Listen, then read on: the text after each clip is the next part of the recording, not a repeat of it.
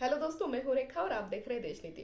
दोस्तों, हाल ही में एबीपी माझा, यह एक मराठी न्यूज चैनल है, इसके एक प्रोग्राम में देवेंद्र फडणवीस जी, जो महाराष्ट्र के उप मुख्यमंत्री हैं, उन्होंने एक बहुत बड़ा खुलासा किया। उन्होंने कहा कि जो महाविकास आघाड़ी की पूर्व की सरकार थी, तकरीबन तकरीबन 2.5 साल जो चली, उन 2.5 सालों में बार बार यह कोशिश होती रही उस सरकार की तरफ से कि कैसे भी करके मुझे जेल में डाल दिया जाए। मतलब किसी न किसी तरीके से किसी केस में मुझे बुक करके जेल में डाल दिया जाए, ऐसा उनका कहना था। अब ये अपने आप में एक बहुत बड़ा गंभीर और बड़ा खुलासा है दोस्तों। और वो यहाँ कह के ही नहीं रुके, उन्होंने आगे बकायदा पूर्व के एक पुलिस कमिश्नर का नाम लिया, जिनका नाम है संजय पांडे, जो मुंबई के पूर्व पुलिस कमिश्नर रह चुके हैं। उन्होंने कहा कि उनको लगाया ही इसलिए गया था। तो अब दोस्तों, आप ये बात सोचिए कि महाराष्ट्र के उप मुख्यमंत्री, एक इतने बड़े संवैधानिक पद पे बैठी हुई एक व्यक्ति, एक राज्य की एक मुख्य उप मुख्यमंत्री, और जो एक बड़े प्लेटफॉर्म पे बैठे हैं, एक बड़े प्लेटफॉर्म से बात कर रहे हैं, जब पूरा देश एक तरीके से उनको देख रहा है, उन्होंने एक तरीके से इतना बड़ा खुलासा करना उस स्टेज पे, ये बहुत ही अपने आप में बड़ी गंभीर बात है। दोस्तों, यहाँ पे हमें कुछ बातें समझनी पड़ेंगी। अगर इस बात का एक तरीके से पूरा विश्लेषण करना है तो पूर्व की कुछ बातों में हमें जाना पड़ेगा। अब जैसे उन्होंने कहा कि इन 2.5 सालों में ये कोशिश होती रही, तब देवेंद्र फडणवीस जो विरोधी पक्ष नेता थे, और 2.5 साल महाविकास आघाड़ी की सरकार थी, मतलब राष्ट्रवादी कांग्रेस, कांग्रेस और शिवसेना। शिवसेना जो पहले एक थी, वो वाली शिवसेना, ऐसे 3 गुट मिलकर इनकी सरकार थी। उस समय जब देवेंद्र फडणवीस जी विरोधी पक्ष नेता थे, तब ये कोशिशें हुई है, ऐसा देवेंद्र फडणवीस जी का कहना था। अब हमें यहाँ पे कुछ बातें समझनी पड़ेंगी दोस्तों, कि ये 2.5 साल की जो सरकार थी उनकी, जो 2.5 साल बाद गिर गई, उस कार्यकाल में बहुत सारे ऐसे काम हुए, बहुत सारी ऐसी बातें हुई जिनको लेके बार बार ये सरकार इन 2.5 सालों में विवादों में रही। बतौर उदाहरण हम कितने ढेरों सारे उदाहरण दे सकते हैं। बहुत सारी बातें इस मामले में हो चुकी है, लोगों के सामने आ चुके हैं, सोशल मीडिया में आ चुके हैं, सबको वो बातें पता है, और बहुत ही ज्यादा जिनको लेके उस समय पे विवाद होते रहे। बतौर उदाहरण मैं आपको यही कुछ चीजें गिनाती हूँ। शुरुआत परमवीर सिंह से हुई थी। परमवीर सिंह जो मुंबई के पूर्व कमिश्नर रह चुके थे, उन्होंने एक लेटर बॉम्ब फोड़ा था। उन्होंने कहा था कि इस सरकार की, जो महाविकास आघाड़ी की सरकार थी, उसके गृह मंत्री, जो उस समय अनिल देशमुख थे, राष्ट्रवादी कांग्रेस के नेता, उन्होंने हमें टारगेट दिया था 100 करोड़ की वसूली का। सोचिए, एक राज्य का गृह मंत्री ऐसे टारगेट देता है अपने पुलिस कमिश्नर को, ऐसा उन्होंने बकायदा लेटर में लिखा था। और इसके बाद से महाराष्ट्र की एक तरीके से राजनीति में भूचाल आ गया, और उसके बाद से एक परतें खुलने लग गई। उसके बाद जो बात हुई वो थी, जो मुकेश अंबानी का घर है एंटिलिया मुंबई में, उसके नीचे गाड़ी में जिलेटिन की छड़ी रखी गई। बाद में पता चला कि वो गाड़ी जो है मनसुख हिरेन नाम के एक व्यक्ति की है। कुछ दिनों बाद उनकी भी हत्या हो जाती है। हत्या के पीछे की जो साजिश है, या जो मुख्य व्यक्ति इसमें सामने आया, वो था सचिन वजे, वो भी एक पुलिसकर्मी। अब वो खुद जेल में ही इन सारे आरोपों के बीच में। उसके बाद बहुत सारी ऐसी घटनाएं हुई कि जिससे इस पूरी महाविकास आघाड़ी सरकार का हमेशा विवादों से ही नाता रहा। अर्नब गोस्वामी को जिस तरीके से उनके घर जाके अरेस्ट किया गया था, सोनिया गांधी को उनके कुछ कहने पे, या उनके चैनल को लेकर जो टीआरपी का मसला था उसको लेके, जो भी हो, कंगना रानावत को जिस तरीके से हरामखोर लड़की कह दिया गया था, इसलिए क्योंकि उन्होंने मुंबई पे कुछ वक्तव्य दिया था, तो उनको ऑन कैमरा संजय राउत ने हरामखोर लड़की कहा था। उसके बाद उनके घर का एक हिस्सा भी बीएमसी को लगा के तुड़वा दिया गया। ये सारी बातें, बहुत सारी ऐसी बातें उदाहरण के तौर पे दी जा सकती है, पर कुछ जो बातें हमेशा लोगों के सामने रही है, उनको ये मैंने उन बातों को मैंने यहाँ पे गिनवाया है। अब बात फिर से आते हैं देवेंद्र फडणवीस जी की बात पे। आपको बता दूं कि इन 2.5 सालों में देवेंद्र फडणवीस जी बतौर विरोधी पक्ष नेता हमेशा यही काम करते थे कि इस सरकार के हमेशा एक एक जैसी नीतियां है, या जो काम रहे हैं उनमें खामियां निकालना, जो कि तकरीबन कोई भी विरोधी पार्टी करती है।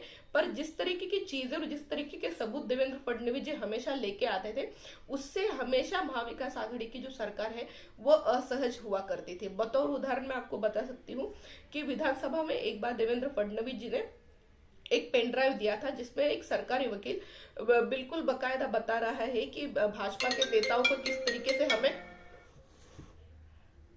माफ कीजिएगा, भाजपा के नेताओं को किस तरीके से हमें फंसाना है, उसकी एक पूरी उन्होंने स्टोरी बताई थी और वो खुद उसमें बताते हुए दिख रहे हैं।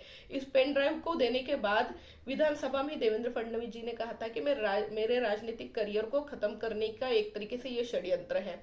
और आज वही देवेंद्र फडणवीस जी जब खुद सत्ता में उप मुख्यमंत्री है, वो इतना बड़ा खुलासा कर रहे हैं कि पिछली की सरकार में उनके साथ ये साजिश हुई थी।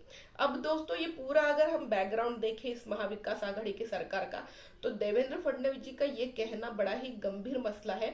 और मुझे लगता है कि देवेंद्र फडणवीस जी को खुद बतौर उप मुख्यमंत्री और एकनाथ शिंदे जी को मुख्यमंत्री के तौर पे इन चीजों पे ध्यान देना चाहिए। इसके पीछे जो भी कोई लोग है, जो भी मास्टरमाइंड है जिन्होंने ये साजिशें करी होगी, उनको सामने लाना चाहिए। उनको जो जरूरी है वो कार्रवाई उन पे होनी चाहिए। अब तीसरा सवाल यहाँ पे ये उठता है दोस्तों कि देवेंद्र फडणवीस जी ही क्यों? तो देवेंद्र फडणवीस जी विरोधी पार्टी के नेता थे, विरोधी पक्ष नेता थे। और जैसा कि सब जानते हैं 2019 में क्या हुआ था, जब जनादेश मिला था बीजेपी और शिवसेना को एक साथ, तो शिवसेना ने बीजेपी के साथ अलायंस तोड़ के राष्ट्रवादी कांग्रेस और कांग्रेस के साथ सरकार बना ली। देवेंद्र फडणवीस जी का दूसरी बार निरंतरता में मुख्यमंत्री बनना बिल्कुल तय था, पर वो नहीं हो पाया क्योंकि शिवसेना ने महाविकास आघाड़ी की सरकार बना ली राष्ट्रवादी कांग्रेस और कांग्रेस के साथ। और देवेंद्र फडणवीस जी को 105 106 विधायक होने के बावजूद विधानसभा में विरोधी पक्ष नेता की चेयर पे बैठना पड़ा। और 2.5 साल वो बैठे और 2.5 सालों में उन्होंने हमेशा इस सरकार की, जो महाविकास आघाड़ी की सरकार थी, उसकी खामियां, उसकी गलतियां दिखाई। तो सबसे बड़ा असहज करने वाला या प्रॉब्लम में डालने वाला नेता अगर महाविकास आघाड़ी सरकार के लिए कोई था तो देवेंद्र फडणवीस जी थे।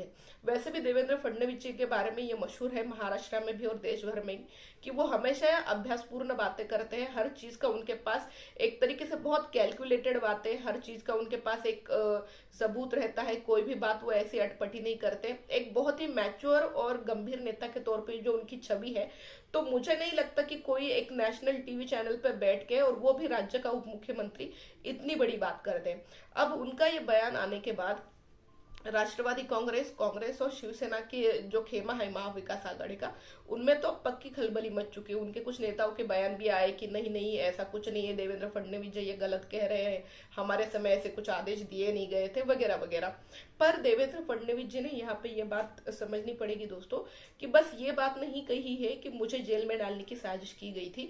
उन्होंने बतौर इसके बारे में इस बात को आगे बढ़ाते हुए उस समय के जो पुलिस कमिश्नर थे मुंबई के, संजय पांडे, उनका नाम लिया है और कहा है कि उनको लगाया ही इस काम के लिए था। अब थोड़ा संजय पांडे जी के बारे में भी बात कर लेते हैं।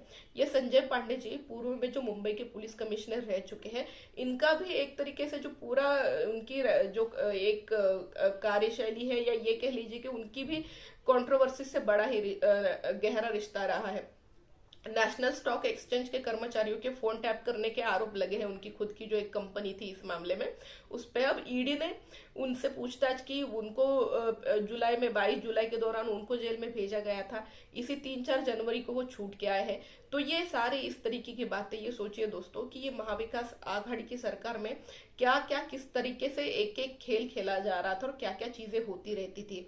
हर दूसरे नेता के ऊपर कुछ ना कुछ आरोप लगते रहे इन 2.5 सालों में।